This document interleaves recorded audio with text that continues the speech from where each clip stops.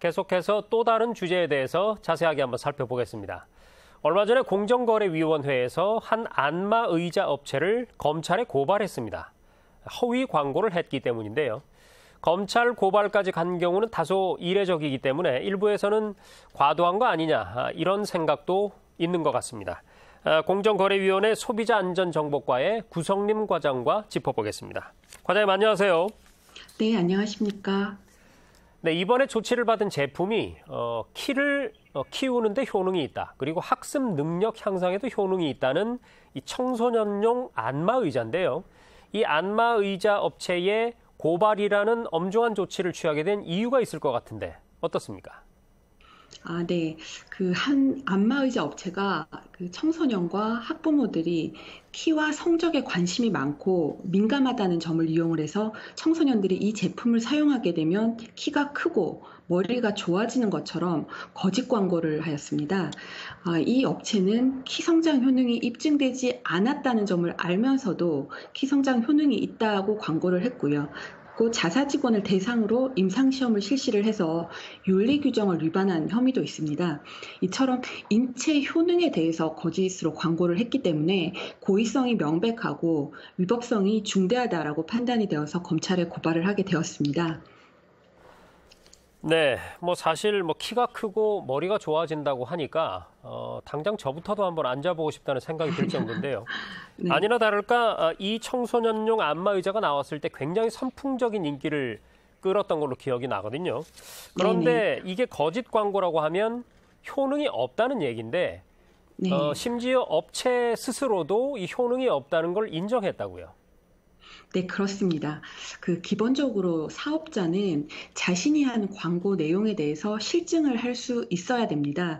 그런데 이 키성장 효능과 관련해서는 이 업체는 임상시험 등을 통해서 키성장 효능을 실증한 적이 없었고요. 스스로도 내부 자료 등을 통해서 키성장 효능이 없다고 판단을 했음에도 불구하고 효능이 있는 것처럼 광고를 했기 때문에 그 위법성이 크다고 할 것입니다. 네, 그리고 특히 큰 기능으로 내세웠던 게 이 브레인, 그러니까 두뇌 마사지라는 건데 이것과 관련해서는 광고에서 보면 특허 획득이라든지 또 임상시험 입증 이런 부분들이 굉장히 강조가 됐었는데 그런데 이 임상시험이라는 게 자기 직원들을 상대로 한 거라고요. 네, 그렇습니다. 이 업체는 집중력이나 기억력 등 인지 능력이 향상이 된다고 하면서 유명 저널에 게재한 임상시험을 제시를 했는데요. 그 조사를 해보니 그 임상시험이 자사 직원들이 참여한 신뢰할 수 없는 임상시험으로 나타났습니다. 그 자사 직원을 대상으로 임상시험을 하게 되면 외부의 역량을 배제할 수 있도록 생명윤리법상 IRB의 심의를 받도록 규정이 되어 있는데 이 업체는 그런 조치를 하지 않았고요. 이처럼 어떤 외부의 역량으로부터 자유롭지 못한 임상시험은 합리적이거나 객관적 근거 자료로서 가치가 없다고 할 것입니다. 그래서 이제 공정위가 생명윤리법 위반 혐의로 보건복지부에 통보를 한 사안이고요. 그 위반 여부에 대해서는 소관부처인 보건복지부에서 적절하게 판단할 것으로 생각하고 있습니다. 네. 자, 이번 조치가 소비자들은 물론이고 또 이 업체들에게도 주는 의미가 클 것 같습니다. 마무리 말씀 부탁드립니다. 이번 조치는 정보의 비대칭성이 큰 시장에서 키가 크고 머리가 좋아진다, 이런 인체 효능에 대해서 거짓으로 광고한 행위에 대해 공정위가 엄중 제재하였다라는 점에서 그 의의가 있다고 할 것입니다.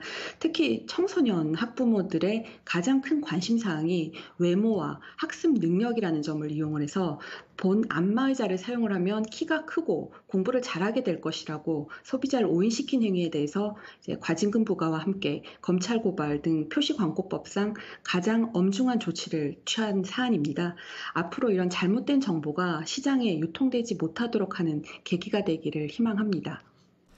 네, 잘 알겠습니다. 지금까지 허위 광고 업체의 검찰 고발 건과 관련해서 공정거래위원회 소비자안전정보과의 구성림 과장과 얘기 나눴습니다. 오늘 말씀 고맙습니다. 네, 감사합니다.